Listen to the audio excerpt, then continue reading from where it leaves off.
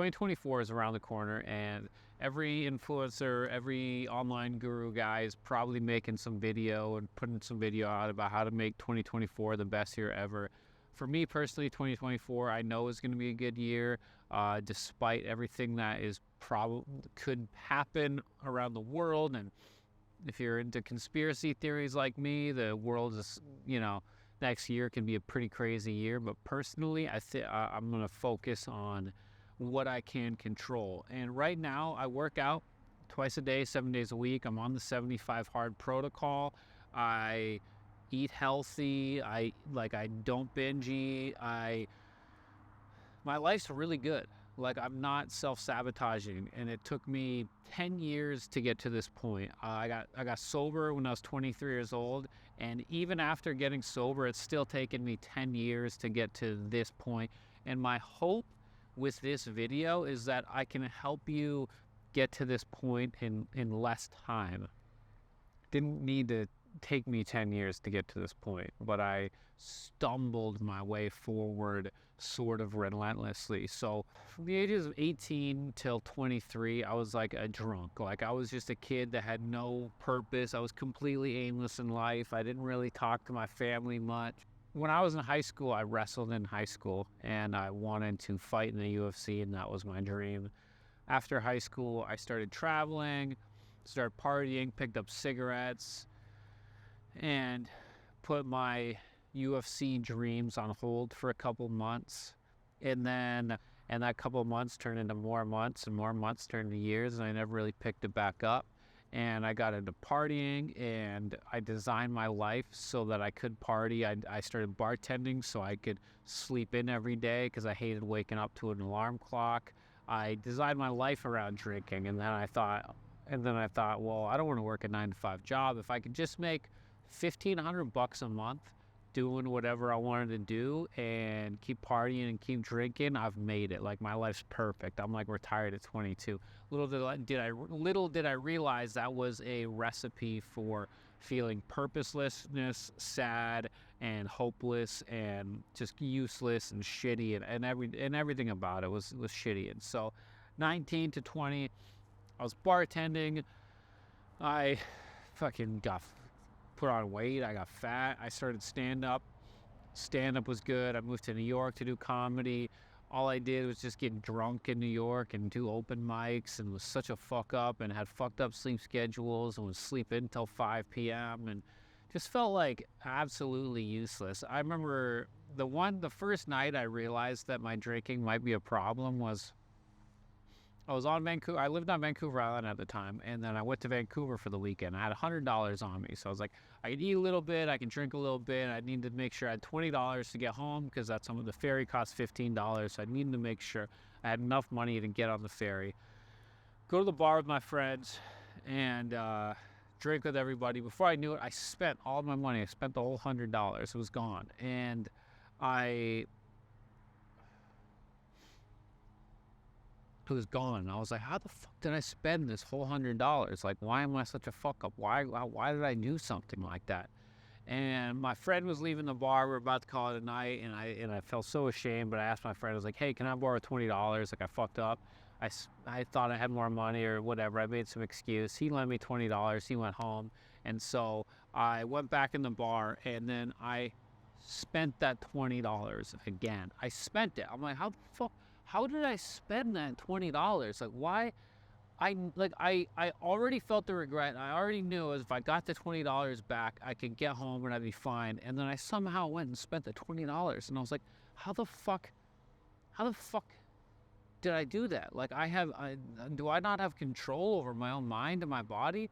And I went outside and I smoked a cigarette, and I was just beating myself up. And like, I didn't pray at the time, but I was just like, God, like, I fucked up twice. Like, just bail me out of this situation. Like, I don't know how I'm gonna get home. And this voice kind of popped into my head that was like, go inside to where the bar is. And at the bar where people order, sometimes they pull money out. They're drunk and they drop money. And I thought that an epiphany came to me. So I went inside. I walked up to the bar. I walked right up to the bar, and I swear to God, I looked down on the ground, and there's a $20 bill. I was like, how? I am I couldn't believe it was there. Like, I went there looking for a $20 bill on the ground, and I looked down and it was there. And I was like, thank you, God, I'm saved. I bend over, I pick up the 20, and I get up, and the bartender's like, you need a drink? I was like, yeah, give me a beer and a shot. And I fucking spent it again. Like, what is going, like, I was powerless. Like, I just needed a drink. I was just like, I couldn't. When you're addicted to alcohol, there's this little whispering voice that's just like that won't stop whispering you, and is like a bitch weak voice, and it just wants you sick, and it wants to, it'll like kill you if you listen to it. And it doesn't say, hey, spend all your money, then borrow money, and then spend it, then get money, and then spend it. It's like, just one more drink. No, you deserve one more drink. Everything's going to be okay when you're trying to quit cigarettes. It's like, just one cigarette. What's one cigarette going to do? Come on, buddy. What's one cigarette? It's that obsession of the mind that will, it's that obsessive mind that makes you want to drink. It can be very powerful if harnessed towards positivity, but when it's harnessed towards negativity, you're fucked. And there's no matter how strong of willpower you have, no mental strength, it doesn't matter. You're powerless over this thing. And that was just the first day. I mean, that wasn't enough to get me to stop drinking. That was just in hindsight, looking back, remembering the first time I had a problem drinking. I didn't stop drinking till like 3 years after that. And so I moved to LA, I started drinking, it was fine. I started doing comedy. I was like, I'm gonna design my whole life around partying and degeneracy and drinking. And I looked up, my heroes were guys like Doug Stanhope, and my heroes were comedians that were fucked up people, and I related to them because they were fucked up and they were damaged and they were hurt, and and they were funny, and they still, and I thought they were amazing because they can be fucked up and they can be damaged and they can be hurt and they can still be loved and admired by all these people, and they can celebrate it. And I thought, well, this is what I'm meant to be doing. And so I remember thinking at a young age, I didn't even think I would live to be that old. Like, I thought like, it was really weird. I just assumed, I just had this very morbid sort of mindset, and I didn't care about anything. I didn't think I would ever have kids. Like, I thought I was just going to be in that state forever. I didn't realize how long life is and how things can change. And I started bartending, and I just built my life around it. I did comedy, I partied, I was just a fucking degenerate. And I lived in a one-bedroom apartment with 3 other comedians. My rent was $350 a month, and we was just a young fucking college. But I felt unhappy. I got really out of shape. I didn't feel happy. I thought something was wrong, and so I started getting into personal development. I started watching YouTube videos of guys like Tony Robbins and reading self-help books and thinking I gotta like turn this around. And I remember I joined this acting class. It was like this early intensive acting class, and I had to wake up early. Well, early is at 11:30 a.m. and I had to struggle to get out of bed by 11:30 a.m. It was almost impossible for me.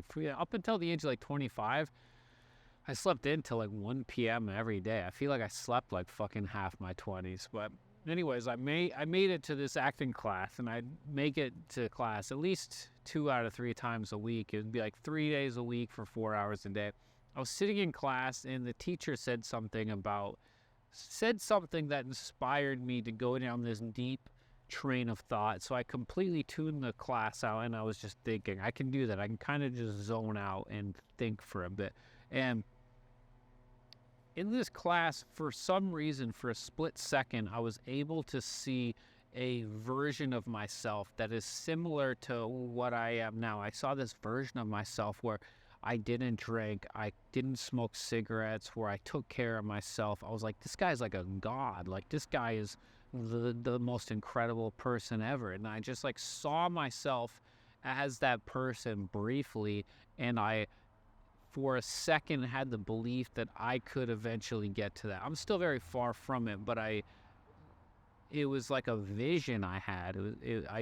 I knew that I could turn it around, and things would change. And so after that, I started reading books and personal development, and I tried everything that didn't involve quitting smoking or quitting drinking. Like, I was just trying to figure out like what was up with me, like how my brain works. And I tried getting sober on my own for like 20 days, 30 days, and then usually by day 30, I'd start drinking again, and my drinking would be worse than it was 30 days ago. I thought I'd be fixed, but it just built up, and I made up for all the time lost where I wasn't drinking. And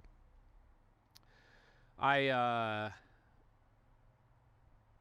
then I realized I couldn't do it on my own, and so I went to a 12-step meeting, and I got connected to the right people, and I started working a program, and because of that, I started developing a spiritual foundation.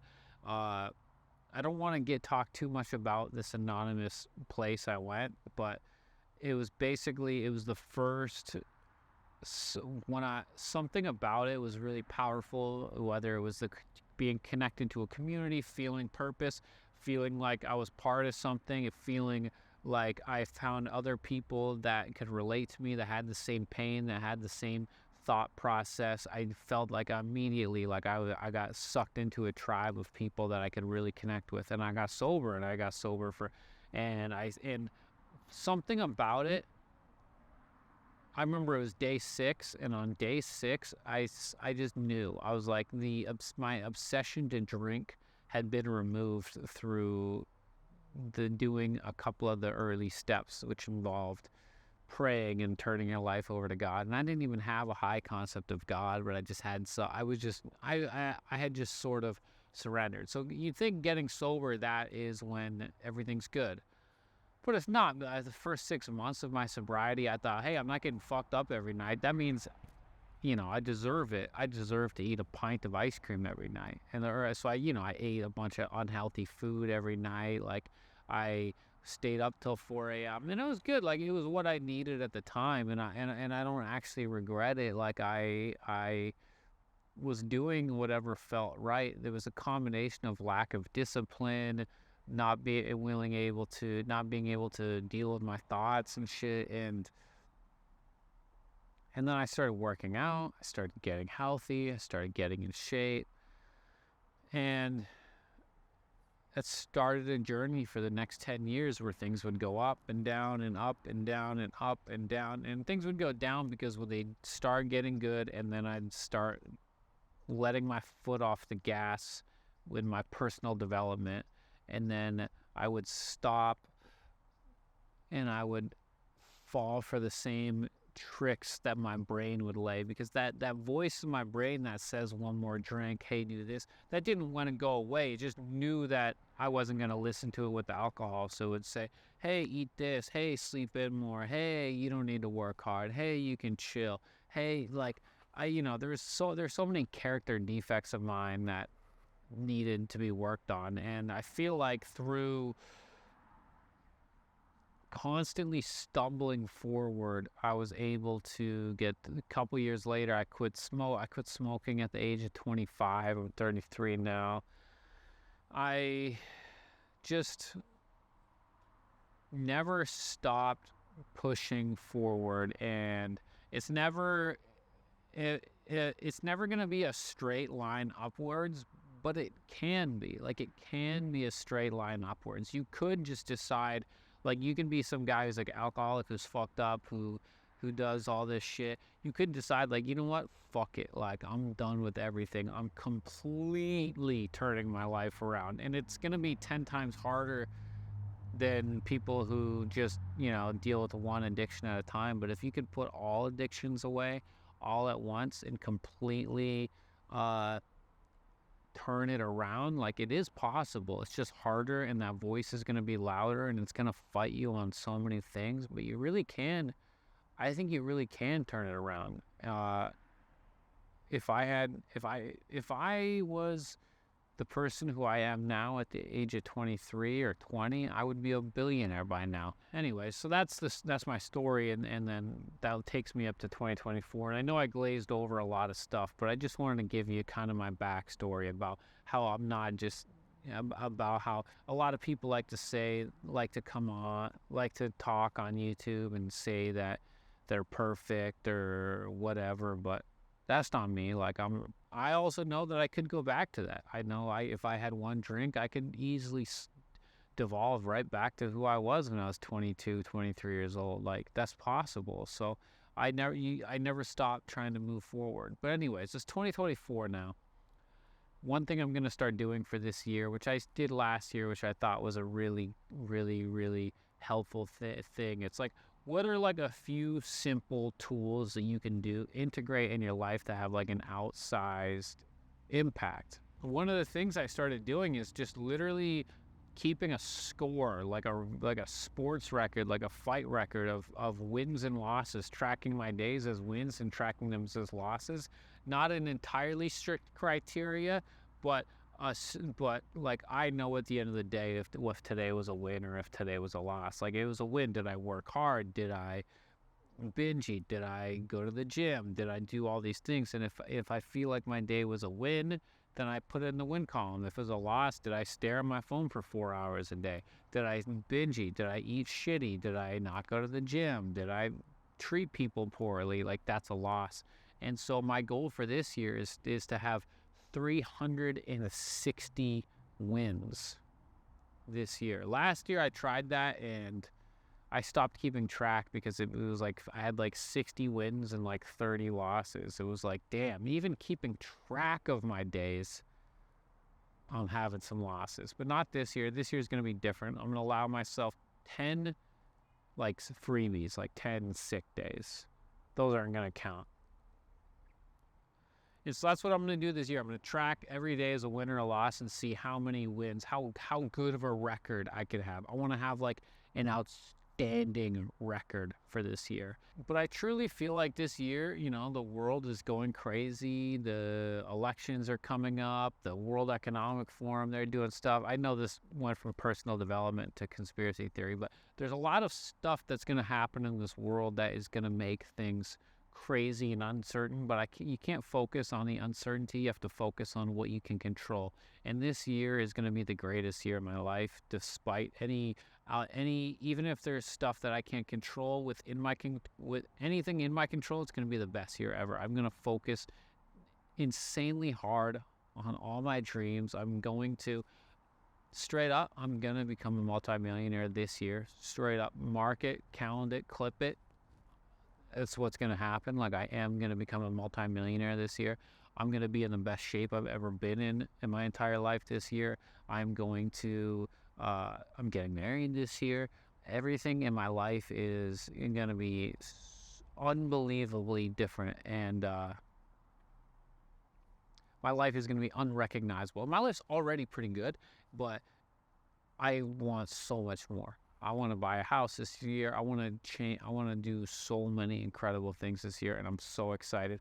And I'm going to document it all year long. And I'll check in like once a month, and I'll tell you about what's going on. But I'm going to be authentic this year. I'm going to outwork everybody I know. I'm going to do the Live Hard program. I am going to eat healthy. I'm not going to binge eat. I'm going to be in the best shape of my life.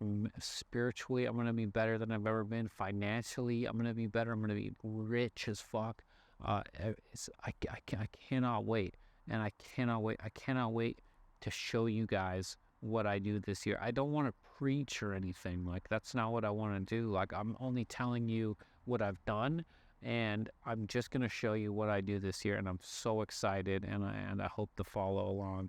And I know this video was just kind of more raw, just me rambling, but I just want to connect, and hopefully you guys get a little inside look on, who I am, because I am a comedian, but like I'm also somebody who I spend most of my day in like a fucking hyper intense vibration. Like I have a funny side, but I'm very like intense and success and motivation driven. Like I'm like so serious all the time. I probably should lighten up this year a bit too, but like I fucking just love like setting goals and winning and shit. Like I don't know. I really like that shit. And so I'm not gonna be apologetic about it. I'm just gonna keep doing what feels right. That's the other thing. I've spent so much time, no matter what I do, if I'm working out every day, I'm beating myself up like, oh, you should be focusing on comedy. If I'm only doing comedy, I say, oh, you should focus on your health. I'm focusing on my mental health. I'm like, oh, you should focus on making money. This year, like, I'm not going to beat myself up. I'm not going to be like, oh, I should be more focused on comedy. I'm going to do whatever the fuck I want to do this year, and I'm not going to question it. As long as I'm not just slacking, like, if I feel like focusing on business, I'm going to focus on business. If I feel like focusing on comedy, I'm going to focus on comedy. If I want to make content, I'm going to make content. As long as I'm not being lazy, like I'm still going to push through. Like thing is, if I work 16 hours a day, 6 days a week, like I can pretty much do everything I want. I can have a successful comedy career. I can build a YouTube channel. I can build successful businesses. I can get in the best shape of my life. I can do all of that all at once. Like, I'm sick of people saying like, oh, don't like tell me to fucking not burn out or think small. Fuck that. The harder I work, the less likely I am to burn out. And the more I work, the more fired up I get. And so I hope you guys enjoyed this. I don't know. I'm rambling. Now I'm fucking getting this. Now I'm talking.